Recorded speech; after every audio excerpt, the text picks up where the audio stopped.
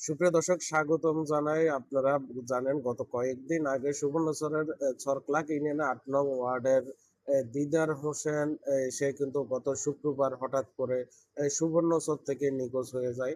তো আমাদের সামনে রয়েছেন দিদার হোসেন। আমরা গতকালকে দিদার হোসেনের সন্ধান পেয়ে থাকি এই, প্রায় সিলেটের কাছাকাছি নবীনগরে। সেখান থেকে দিদার হোসেনের ছোট ভাই আকবর হোসেন সে গিয়ে দিদার হোসেনকে আসলে নিয়ে আসেন চট্টগ্রামে। যেহেতু দিদার হোসেন আমরা যতটুকু দেখলাম, সে কিন্তু স্বাভাবিক নয়, একটু অস্বাভাবিক হয়ে আছে, তাই তাকে চট্টগ্রামে নিয়ে আসা হয়েছে।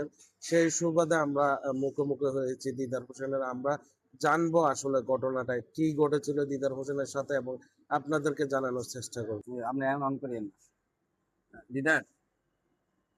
আমরা জানি তুমি গত শুক্রবারে বাড়ি থেকে কথা বলে বের হয়ে যাওয়ার পরে তোমার আর খুঁজে পাওয়া যাচ্ছে না।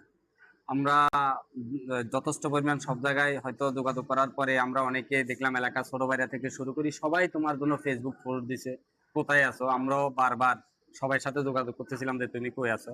তো আল্লাহর অশেষ রহমত কি করছে এটা বিস্তারিত হয়তো তুমি যতটুকু পারো বলবা, কিন্তু তুমি যে ফিরে এসছো তোমার বউ বাচ্চার কাছে, এটাই সবচাইতে আল্লাহর কাছে বড় পাওনা। হয়তো কোনো একটা ক্ষতি হয়ে যেতে পারতো, আল্লাহ পাক তোমাকে ওটা থেকে উদ্ধার করি। কিন্তু আমি জানতে চাচ্ছি এই মুহূর্তে, তুমি বাড়ি থেকে যখন গেছিলা, বের হয়ে কোথায় গেছিলা? ওই রেণুবাজার গেছি। রেণুবাজার গেছো? রেণুবাজার থেকে কোথায় গেছো? রেণুবাজার তোমার বড় আনছে যে নিয়ে নিয়েছি। মানে রেণুবাজার থেকে আকবরের যেখান থেকে আনছে তুমি ওখানে চলে গেছো? কার সাথে গেছো? আমি কারোর সাথে যাইনি। কারোর সাথে যাও নাই, একা গেছো?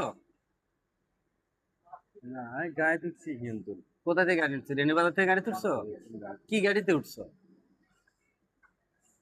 ওই অটো অটো অটো? অটো মানে তুমি রেণুবাজার থেকে অটো করে দিদার যেখানে যেখান থেকে আনছে ওখানে চলে গেছো অটো করে? যাই হোক, আপনার সাথে কি আর কেউ ছিল?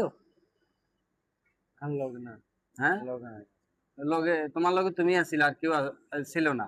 আচ্ছা, আমরা আরো, হ্যাঁ, আমি আরো একটু কথা জিজ্ঞাসা করি।